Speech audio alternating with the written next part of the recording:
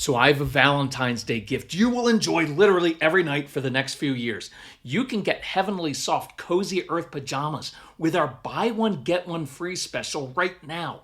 Mrs. Calm and I have never been PJ people until we first tried Cozy Earth bamboo pajamas 3 years ago. That's when we ditched the old nightshirts for the soothing comfort of bamboo.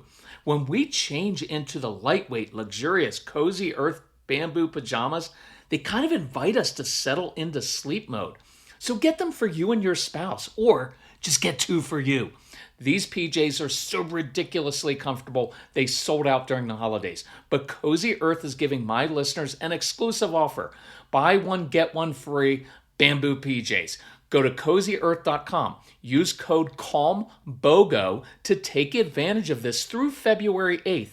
That's CozyEarth.com, code CALM, BOGO, to get these PJs for you and someone you love. So does your child need help with a particular subject in school? I encourage you to check out IXL.com/Kirk. Do you have a child who is bored and wants to work ahead? IXL gives you that flexibility.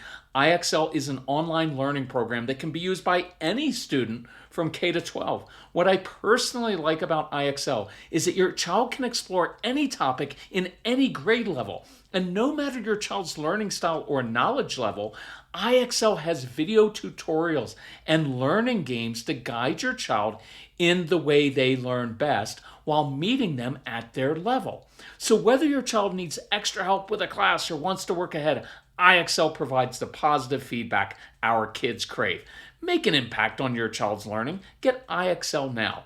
Calm Parenting Podcast listeners get an exclusive 20% off an IXL membership when you sign up today at IXL.com/Kirk. Visit IXL.com/Kirk to get the most effective learning program at the best price. So you have heard me tell countless stories about our son Casey over the years, and people said, "We're tired of your voice. We want to hear from your son." But I always respect his privacy, whether he wants to do an Instagram video or not, or be on the podcast. And so last fall, Joe Sanak, he's the host of the Practice podcast. He's a therapist. He's got two daughters. He said, "Hey, I really want to interview you and Casey. I want to hear from him." And Joe asked great questions, right? Like, "Hey, do you remember when your dad made that shift? How did that affect you? What did you learn from watching your father navigate fatherhood and masculinity?" And Casey's answers actually surprised me. I hadn't heard him say some of these things, so I said, "Man, I really want more people to hear that." So I asked Joe, "Hey, can I replay that podcast on our podcast feed so our listeners can hear from Casey?" So I hope you find this very enlightening and helpful. It's a good one to share with husbands because there's a lot about fatherhood in there. A couple quick notes. One, we have a live free event in Frisco, Texas, north of Dallas, on Monday, March 2nd from 6 to 8 p.m. Look it up on the website, celebratecalm.com. We've got our big winter sale going on. If you need help with that, email Casey. And we've got the ad-free version of this that's available at the website as well. Okay, I hope you enjoy this podcast as much as we enjoyed recording it with Joe. And so my 11 and 14-year-old girls now, I now have stories. And I'm so excited. Today, I have Kirk and Casey Martin, who are the father and son duo behind Calm Parenting Podcast, a show that's reached millions of parents looking for practical, empathetic strategies to manage behavior without yelling, shame, or punishment. Together, they've built Celebrate Calm, a movement helping families rethink discipline, emotion regulation, and the parent-child dynamic. What makes their story unique isn't just their expertise, it's their relationship as a father and son. They model a kind of emotional intelligence, humility, and openness that's often missing in cultural narratives about masculinity. Casey and Kirk, welcome to the Practice Podcast. Joe, it's awesome to be here. Thanks for having us. Well, let's start with you, Kirk. Tell us a little bit about your involvement with the podcast. So it kind of started with my dad, who was that old school authoritarian career military, kind of my way or the highway approach. And so when you were teaching parenting, well, I became a father for the first time to the young man next to me. And we always like to joke that Casey came out of the womb with boxing gloves on because he was just loved to argue. And I thought, oh, I'll just do what my dad did with me. I'll shut that down. And the strong-willed kids just fight twice as hard. And so what I learned was it wasn't about changing Casey's behavior, it was learning how to control my own. And that's what ultimately changed our relationship and kind of launched us on this path was there's one person in life that I can control, that's myself, and that's the quickest way to change your child's behavior. So parenting for me became more about kind of coming face to face with my own immaturity and breaking some of those generational patterns. So hopefully, when Casey becomes a dad, he's not as much of a jerk as I was. Casey, do you remember when there was like a shift from kind of that old school approach to a more calm parenting, or was it kind of slowly integrated in? No, it was a very distinct shift. The first, I would say, like the first 8 to 10 years of my childhood. I mean, my dad was always a good, involved dad, but he definitely had those harsher patterns from his dad for the first like 8 to 10 years. So we would butt heads a lot. And then around the time I was 8 to 10, he started to shift into controlling himself, being a little bit more, I don't know, conscious and taking interest in the way that my brain worked, which was very different from his. And so there was definitely a shift there around the time I was 8 to 10. Mm. Yeah, I know that it was probably 6 months ago. I was interviewing someone, and that's, when you're a podcaster, you get to interview all these amazing people and have all sorts of self-learning. And they were talking about kind of the danger of matching a child's emotions. The kid escalates, you escalate. And so I really started to just notice that in myself. And even just the other day, my 14-year-old was having a really tough time. She had an overnight from the weekend and was tired from that. They made a whole tube of cookies and ate them all. And so it was just like everything was set up for her to have a temper tantrum like a 2-year-old on Sunday night. And she did. And it's like, for me to just think through, I don't need to match that. I don't need to control that. Was newer for me. Not that I would escalate to that full level, but definitely going to like Western Michigan University, which is a behavioral psychology program where it's like reinforcers, punishers, like very clear type of thing. That was hard for me to shift away from as much of giving consequences in those moments. I'm wondering, as you guys have explored on the podcast, what have you seen shift in how you think about parenting? Kind of the typical view of parenting is often kid does negative behavior, kid gets negative consequence. Is that still true? Has that shifted? I think, Joe, for me, like the kids we work with are very strong-willed kids, Mm. and consequences don't work. They just don't care because they don't care about losing stuff. They care about losing their autonomy and their agency. So you'll see these kids, and maybe one of your daughters is like this, where you say, hey, if you do this, this is a consequence. And they'll like think it through. Like, yeah, I think it's worth me continuing to do that. I'll take that consequence. And so I think the big shift that I've seen, especially when it comes to men, is from my generation, kind of that very authoritarian, I'm going to shut that down my way or the highway approach. It shifted. Now, I think it shifted a little bit too far the other way. And this is where men get left out is a lot of moms now talk really sweetly to their kids all the time like this, and men just won't do that. And so a lot of men are like, hey, if I can't yell and scream, I'm also not going to talk like this. Mm-hmm. So where we come in, I think where we resonate a lot with men is it's a podcast by a guy with a son, and we can model, hey, I can be the calm, authoritative leader. I can be tough, but I can also be patient and understanding. So for us, the shift we try to get is right in the middle between the two extremes, if Mm. that makes sense. Yeah. Casey, I'm wondering, what did you learn kind of from watching your dad navigate fatherhood and masculinity? The biggest thing, honestly, is just humility. To be 8 or 10 years old and watch your dad go from a guy who yells and just barks out consequences all the time to a dad who kind of steps back, tries to understand your behavior and give you tools to work through things rather than just barking out consequences was huge. So to watch that and realize, okay, you can step back, humble yourself, learn new skills. that was huge for me, and that's also what helped build the relationship. Very, I mean, it was kind of subtle, but like realizing that he cared enough to change the way he was doing something, to make our relationship better. And now as an adult, I appreciate that a lot more because I realize how difficult it is to change patterns. As an 8-year-old, you're kind of like, okay, cool, my dad's a lot nicer now.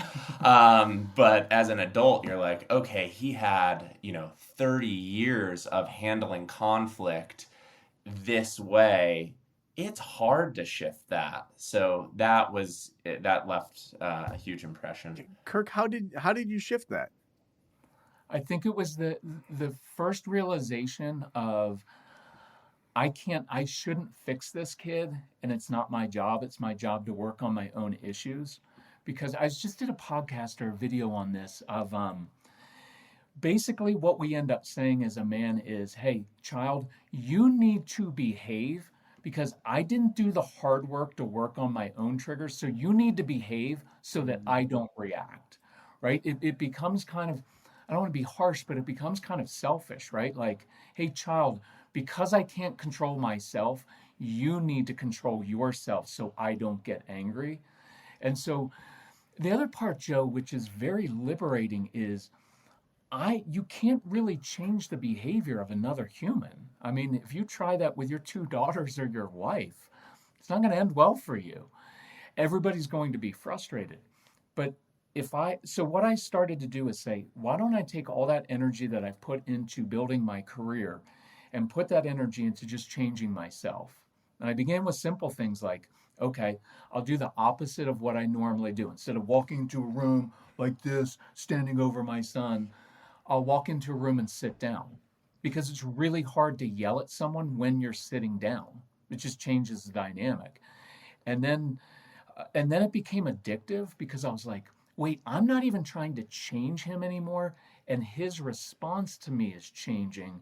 And I did that solely by controlling myself. That gave me a lot of power. And it was kind of a really cool insight. Kind of reminds me of the Seinfeld episode where George Costanza decides to do the opposite of everything, and he's like highly successful and gets promoted and everything, gets the girl. My brother just sent us that clip because everything you ask my brother has a Seinfeld reference. And when he went up like, hey, my name's George, I'm unemployed and I live with my parents in the basement. She's like, oh. The vulnerability is so attractive. Yes, you're vulnerable. Yes. I don't know what kind of masculinity George Costanza. We'd have to explore that on a different episode. Well, I'm wondering, so, I think for a lot of guys, calm isn't just the absence of emotions. And maybe for a lot of men, it feels like that's what calm is. You just don't have any emotions and you're just like floating around all Nirvana style. What does healthy emotional expression look like for men and boys from your perspective? It's really hard getting your kids to drink something healthy. Fruit juices and expensive sports drinks are loaded with sugar and food dyes and chemicals.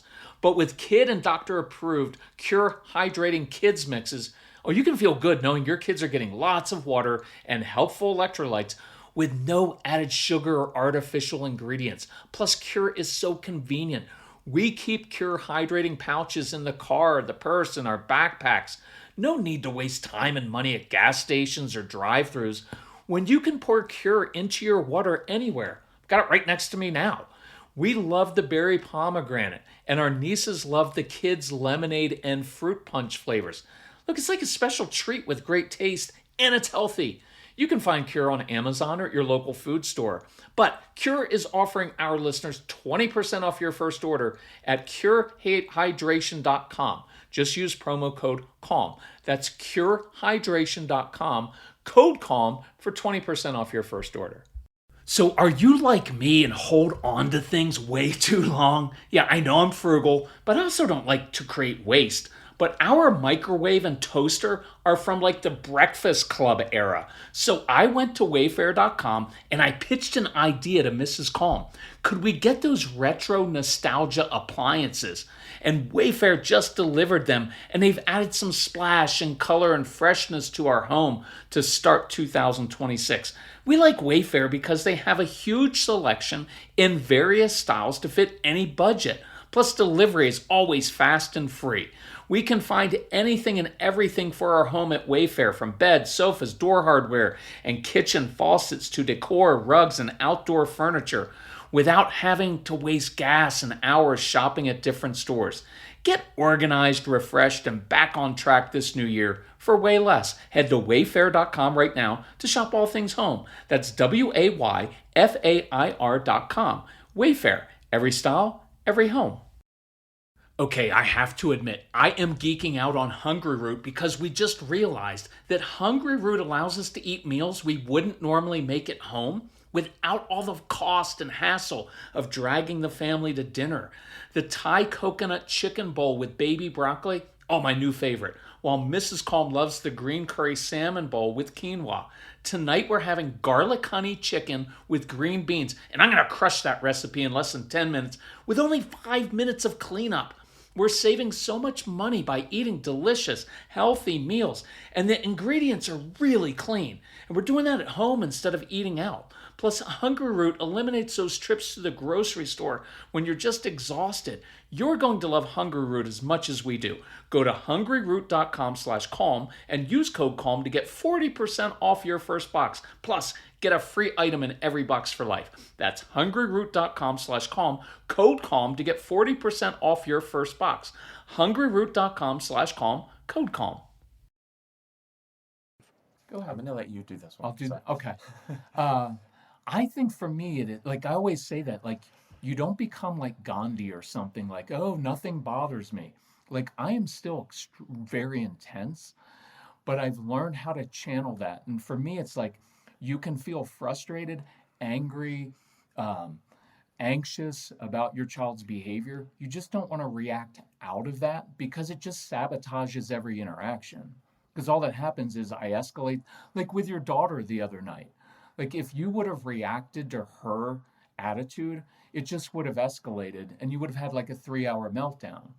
And so for me, it's like a lot of it, I was raised kind of with that like servant leadership thing of like, okay, I'm the guy. I'm confident. I always tell guys, like, don't take things personally. Like, I wanted to use the F word there, but like, you're a grown. You can. We'll just put an explicit on there. I will. No, I don't need, but sometimes for emphasis, like, you're a grown effing man. Like, stop taking it personally that a 4-year-old or a 14-year-old was sassy or had a little attitude. It's like, what did you expect from your 14-year-old daughter after she had been up all night and eating? So, Joe, I think, one thing that helps men when I talk to them is almost treat your kids like they're your colleagues at work. At work, when things go wrong, we're not like, you know what, sales are down, everybody's fired if you don't start selling stuff. No, we walk through and we're like, okay, let's problem solve. Why are sales down? What's going on? But when we come into our home, it's like, there are Legos on the floor. Why aren't you doing anything? And then we escalate. So I use the example sometimes of like an ER doctor, right? Like an ER doctor late at night brings in a patient that's bleeding. They're not like, what were you doing out this late? Why did you get shot? You're making my emergency room all bloody. Good job. That's what we do to our kids all the time. Like, what were you thinking? Instead, the ER doctor slows their world down inside, takes the vitals, stabilizes the patient, and then problem solves and leads their team. So I found that analogy for guys is really helpful of like, treat your kids' issues like you do at work or like a quarterback does. It'll go much better. So I don't know if that answers. I mean, for me, it's not. I still get frustrated all the time. I still have anxiety all the time. We still get into little arguments all like and I'm in a different stage. I don't have kids. I just got married last year. But for me, a lot of it is learning how, it's okay to ask for help. It's okay to talk to older mentors or a therapist about, okay, I'm really struggling. I get angry in these situations and I end up taking it out on my wife. And then just learning tools to, okay, I'm going to feel the anger. I know I need to take 15 minutes to go on a run or go do something that kind of relaxes me before I like remove myself from the situation and then connect with my wife versus, Hmm. the initial blow up reaction. Yeah. With my daughters, we often talk because I'm a single dad and have primary custody of talking through just like you're a roommate to me. There's that side of it that like if we look at that category, we've got to keep up with the dishes, we've got to keep up with food, we've got to go grocery shopping, we've got to get laundry put away. Like that's roommate type stuff. And there's an expectation of for your age as 11 or 14, there's certain things that you do, just to be a good roommate. So sometimes it'll even be right now you're not being a very good roommate. Like it's just tough to Mm. live with you the way that you're acting over dishes. We all have to help with dishes. And then there's other things that are more, family connections type of things. And there's other things that are more kind of training them or teaching them about the world. We have this thing where since they're really little, and I don't know if I made this up or picked it up from someone, but I always say, you always have three options. Because when I was a kid, there was just you listen to the parents, or you get in trouble. There's no nuance to it, and I hated that because there were times that I got really far on a video game and I wasn't to a place that I could save it, and it was time for dinner. And I just needed 2 minutes to get to that final spot where I knew I could save it. And so, with the girls to say, if I ask you to do something, you can say yes, you'll never get in trouble for that. You can just say no outright, and you'll probably get in trouble for that. Or the third option is you can respectfully advocate for your position. If you do that in a calm voice, if you advocate and say, hey, I'm 2 minutes away from the end of this Netflix show, I'll help set the table at that point for dinner. Yeah, if you do that in a calm way, it's a lot easier to then let you have that flexibility. And for me, then when I have those moments where I'm like, no, this is just a hard, like, no, you can't do that, or I need you to do that, I'm not using that card all the time. So then they know, no, we seriously need to get in the car now. Like, we can't be late to this thing, drop everything. Like, we need to hustle. What are other things like that maybe you guys are seeing as you explore these topics? I would say, I mean, honestly, something that we used to do a lot and that I would talk to kids about is learning how to disagree respectfully. So, Mm, kind of what you were talking about with advocating is like I had a curfew that I disagreed with wholeheartedly. shocker. And like what teenager doesn't disagree with their curfew? But um, I disagreed with it. I wanted a later curfew, but eventually it came to, hey, mom and dad, like, I would like to earn a later curfew. What can I do to earn that? Something I started doing was coming home a couple of minutes early each time so that my parents learned that they could trust me to come home on time. You could apply that to video games or screen time. It's like if you have 45 minutes, get off after 42 minutes, come down, show your parents you can control yourselves. And then they're going to trust you with maybe a little bit more freedom. And that's kind of, we did that a lot where it's advocating for yourself, but also asking, okay, what do I have to sacrifice to get more Mm. time playing video games or so that you trust me going out with my friends? That was highly effective and manipulative. He knew what he was doing. He was smart about Yeah. that. So no, Well, and what I love about that is that then it also makes the parent think like, why do we have a 9:30 curfew? Why do we have a 27-minute limit on video games? To then say like, what are the actual concerns here? For them to think through it on a deeper way that maybe they haven't. It also gives your kids a chance to learn how to sacrifice for future gain. So, Mhm. I mean, that was a huge yeah, I think lesson for me. the other one we would do a lot was, well, I mean, our ultimate goal, yours like for your two daughters, is for them to be independent and control themselves, right? So it was always that thing of like, I don't want to be the boss of you. Like, I want you to be the boss of you. But oftentimes, like I was just thinking with your teenagers, sometimes when our kids open up to us, we do that initial, oh, let me give you lecture 43B on how to choose good friends. And then they shut down. So oftentimes I'd say, you know what? I appreciate you sharing that with me. I've got some ideas about that. I need to go get started on dinner. I'm going to be in the garage. if you want to hear my ideas sometime, come get me. Well, now I'm not forcing my ideas on the child. Now, later, if they do come to you, they may come and say, okay, what are your stupid ideas, Dad? And then you have to not take it personally because they've just opened up and said, okay, what are your ideas? And I've found sometimes that helps a lot better, especially with teenagers in that space. But you're all the things you're saying, it's like problem solving with your kids and treating them kind of with respect and like adults, like you believe they're capable of having a rational conversation. I just think it works a lot better. Well, even recently, so this school year, my 11-year-old really wanted her own alarm clock. And it's like, great. Like, I don't want to be having these fights to get you out of bed in the morning either. So she got her own alarm clock. She's been awesome with it. And then I had an early morning stomach scope. I had to be at like 5:45 a.m. or something super early. And my parents were out of town. It just didn't work where I could have someone come over.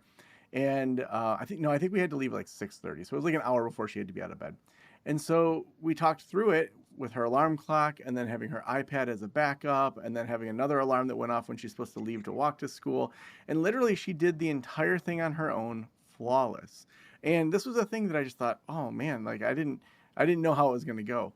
But since that kind of brave independence that she had, every morning she's started waking up earlier so that she just has more time. She's realized she likes that autonomy. She's doing her own breakfast. She's getting herself ready. Literally, she just knocks on my door and is like, Dad, I'm headed downstairs. And it's gone just in like a week from me getting out cereal and things to her just doing it all. And I think a lot of times parents, especially in this generation, I mean, I see so many parents carrying their kids' backpack to school, and which sometimes are really heavy and should happen, because these kids are carrying a lot of books sometimes. But it's like, to just see how accommodating to kids oftentimes this generation of parents are. That independence point, I think oftentimes this generation of parents is often missing. I'm wondering when the two of you look at kind of redefining masculinity and virtues for this generation of parents, like what would you want to include? What would you want to leave behind? And even knowing, Casey, you're recently married, to know like what do we hope would be the virtues that are passed on and things that maybe we can say that served that last generation, but it maybe doesn't serve us as well anymore. A few things from me. I mean, the willingness to admit that you're wrong. That's a huge one. I strongly feel like your generation, no offense, I don't want to, lump you all in, but there wasn't a lot of like, yeah, I'm wrong about this. Let's talk about a different way forward. So just being able to humble yourself and admit that you're wrong. Are you thinking of your uncle? Yeah, never you. Definitely not you. Actually, you were right. Yeah, he can never admit that he's wrong. He won't. Don't send him this episode. Maybe we should. Being willing to ask for help. I think jumping into. No, go ahead. Okay, yeah. Let it fly. I kind of want like masculinity in a sense, like personally, I want that to be measured by like, what are the relationships that I have? How are my friendships? How's my relationship with my wife? I want a relationship with my kids when that happens. So kind of all of that, I would probably leave behind. Everything I did. Everything that, no. No, you know what? I have seen that, Joe, because people get on like the millennials and younger generations, but they're very self-aware in ways that like we weren't until like I was like 45 or 50. Like they have good, honest discussions. Casey has like deep talks with his friends, like vulnerable. Like my guy friends, most of us go to therapy. We tell each other that we love them. I don't know that was a thing in your generation, if you ever said that to your friends, No. But like...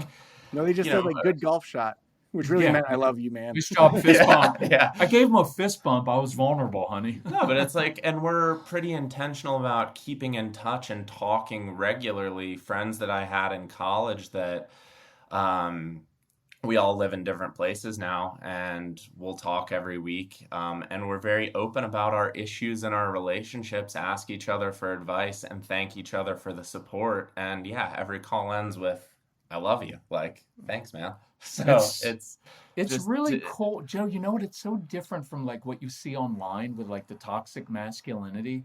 I watch Casey and his friends, and they're awesome. Like, and I hang out with a lot of the younger people. They're so much more in tune with stuff, and they work hard. They're responsible. It's like they took the good parts of my generation, and then they've added to it like emotional intelligence. Mm. And so I think it's a really good balance that they have. And they have life balance, which I used to get upset like, you don't get work life balance till you're 50 and you're bitter, right? Like that was our thing. And I think they're making good choices with it. So I kind of have a more positive view of where men are going with that. And I've seen a shift in our work. And I've had to address that on the podcast because my generation is like, hey, don't be such a hard, you know what, like you got to humble yourself a little bit. And then his generation, our younger parents, it's kind of teaching them sometimes to even be a little bit tougher. So it's swung, but I think they're getting a really nice balance with it. Yeah, I'm glad you bring up kind of that toxic discussion and kind of the culture wars of it. It feels like there's this binary choice. You're either like this traditional male that's toxic, and on that side of it, you have a trad wife, and then on the other side, you like never stand up for yourself, and like you just let your feminist girlfriend or wife just steamroll you, and you You're the don't speak beta up, male. and but you try to be emotionally intelligent, and but you know that like you understand your power and your privilege and all that. And it's like neither of those are in and of themselves right. Like, how do you guys think through kind of those binary choices of what manhood means? I mean, I think they miss a lot of things. Like, you can be strong without being closed off. You can be secure. You can be assertive without being like cruel to other people. It's kind of a blend, and it definitely like it feels like it forces you to choose between two extreme uh, ideas that don't really work Can I instead be, of integrating it. if I'm being honest, we just don't experience those. I mean, you see it online, but like in our daily life and our work, I'll tell you to the one that gets me more upset. It's an email we got this morning from a mom. So son is stealing, taking money, lying about it. And then in the middle of the email, it's like, oh, well, my husband thinks that our son is just rude, spoiled, disrespectful, and lazy. And I'm like, I'm not going to address the lying issue because this is not a behavior issue, it's a relationship issue. Yeah. Like, the problem isn't the kid here, it's that you have a husband who's not willing to humble himself and admit until that dad starts to view his son in a different way, we could stop the lying, but then he'll probably start vaping or using drugs. So that's the more common thing we get is like if I had one thing I could change in our country or society, it would be the dads who probably didn't have good dads, who have dug in and are like, well, it's the kid's fault. If they will just change themselves, they will radically change their families. So that's what I see more than I'm kind of curious to meet like a total toxic male alpha. Because you know what? I did a video on that once of the guy who like gets up at like 4:30 in the morning and is out at his like deer blind and hunts, which I think is cool. But I'm like, you're not doing anything hard. You're getting up in the morning, you're being alone, you're not talking to anybody, which is what you're really good at as a guy. And then you're killing an animal. Like, that's not pushing you out of your comfort zone. Yeah. What I really want to see alpha male is you come in after a long day at work and there are Legos on the floor and your kids are screaming and your wife is at that time of month and you handle that well. That's way more impressive than like killing a deer. Mm. Way harder than doing it. So that's kind of where. It's really interesting that you talk about kind of that difference between what you see online and the actual reality that you see. Literally, the last episode that I recorded last hour, that for the listeners was late last week, with Dr. William Brady. He's one of the foremost researchers on outrage, and he's a psychologist that was basically saying the same thing, that what we see online, we just can't believe anymore. That we're getting all amped up over these things that really aren't true, and that the outrage algorithm is just amplifying things. And I mean, that idea of, when I think about the alpha males in my world, they're the guys that are really involved at school. They also every Monday and Friday go cold plunge in Lake Michigan after school drop off. And they, all are like lifting weights more than I like. They're the warrior class, but they're also the ones that do pickup most of the times at like 4 o'clock and are there, on field trips and are volunteering. And it's not that just like they're a cold plunge bro. They're nuanced. And I think that it seems like oftentimes when we just lump men into those categories, it's this shortcut that's just not accurate. Yeah, and then when you're just critiquing it, there's no positive template for what to do. Like what should masculinity look like? And I would be curious of your opinions on that, as a father of two daughters who are coming into their teen years. Like, what are you wanting to teach them about men? Like, what do you want them to like? What's your kind of view on that? Yeah, I mean, I think for me, and I always love when podcasters flip the, the script. That's awesome. We just can't not ask questions, even if we're being interviewed.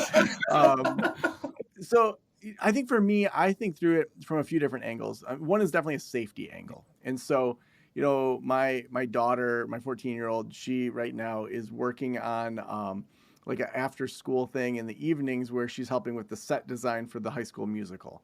And that gets done at like 9 o'clock in Michigan. It's dark. The school is walking distance, but it's a few blocks away.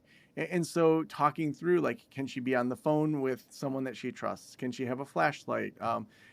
Just knowing, what to do in unsafe situations. My youngest daughter is really into Taekwondo. So hopefully at some point she'll be able to fend off, whatever may happen. And recognizing that teaching them more about just having a good sense of the people around them, having good friends, having red flags for guys that don't respect you early on. That it's probably not going to just be some random person that pulls up and does something negative to them.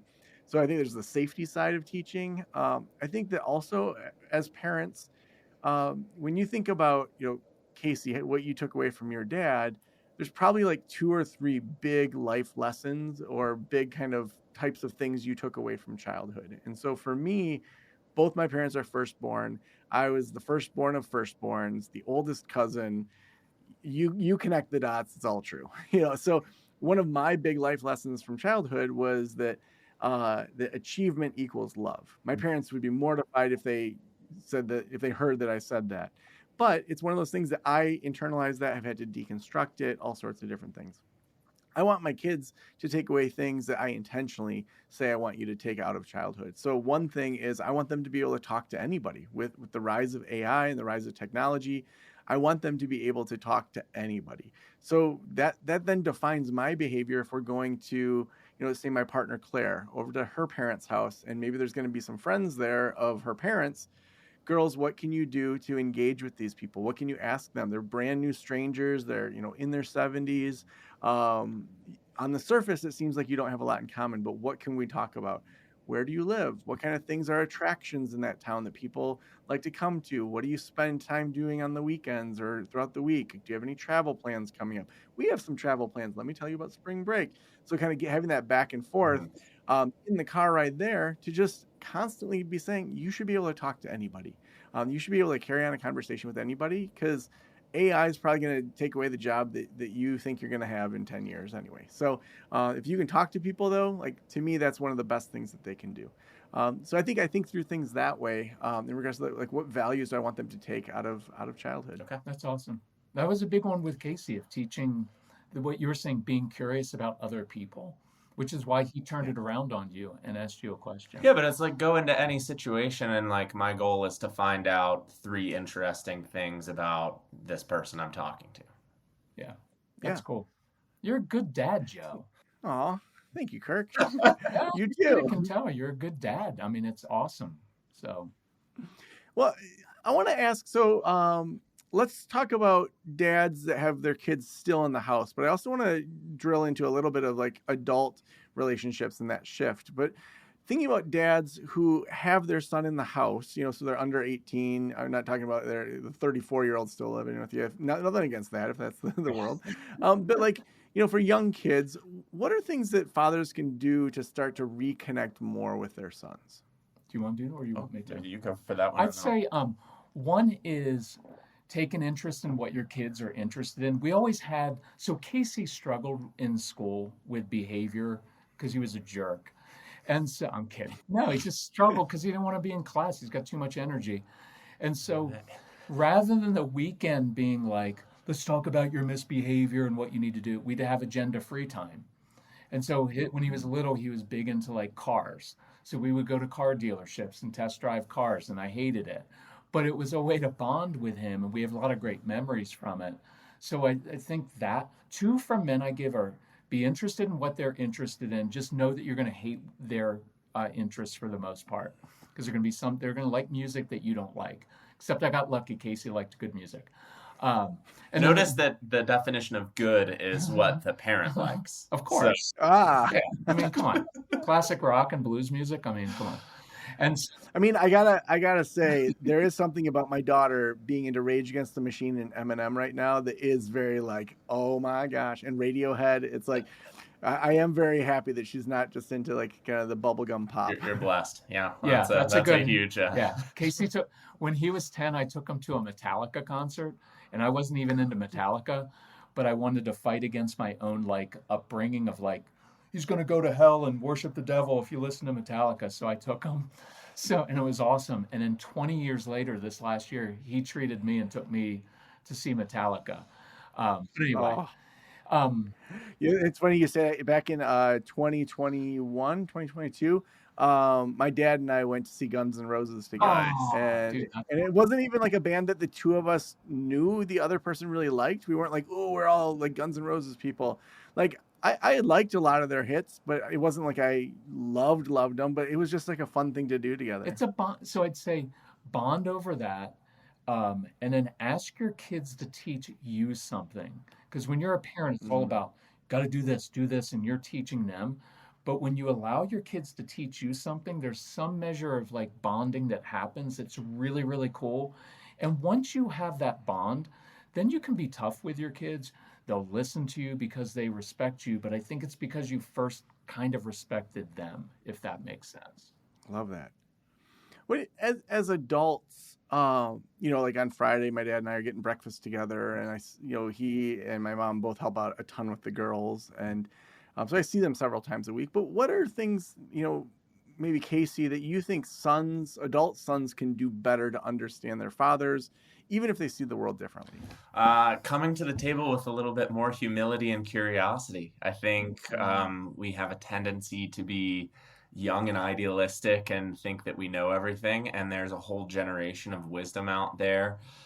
So it kind of the same thing. Like, what are your thoughts on this situation that I'm experiencing, or what was your experience growing up? Our parents have vastly different experiences than from us. Like, my dad and I went on a hike last week and spent an hour and a half talking about how the relationship between his dad and you and your 3 brothers.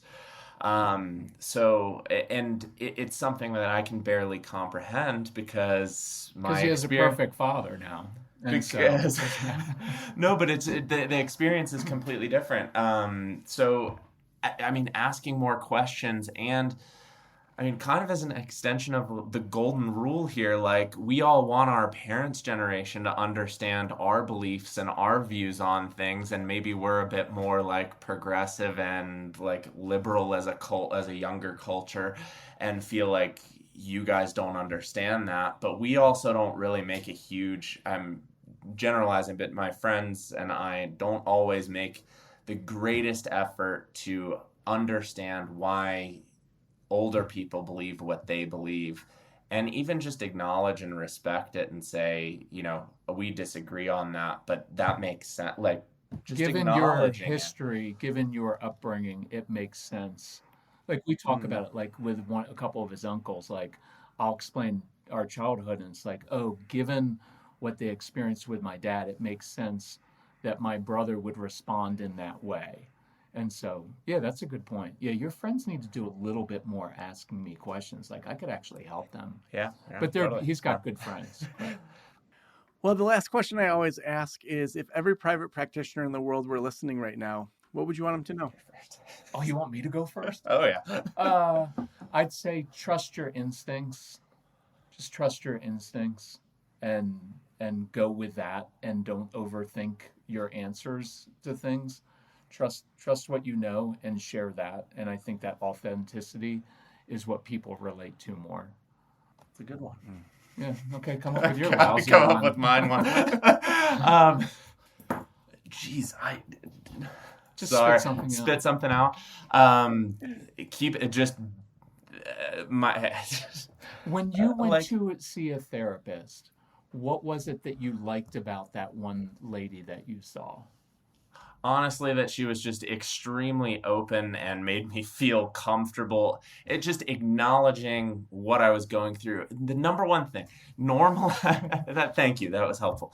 The most helpful thing the first time I went to a therapist was just realizing that, oh, you're struggling with these things, and that's like totally normal. So it's very basic, but just starting out the relationship that way makes, especially men who may be coming from a more critical background, feel safer opening up about things, and realizing that other men also struggle with Good similar answer, things. Casey. Good answer. Thanks for prompting it. Sorry. So awesome. If people want to follow the podcast, follow your work, where should we send them? Just look up the Calm Parenting Podcast, or we're at celebratecalm.com. So awesome. Thanks so much for being on the show today. Hey, enjoyed it, Joe. Thanks. Thank you, Joe.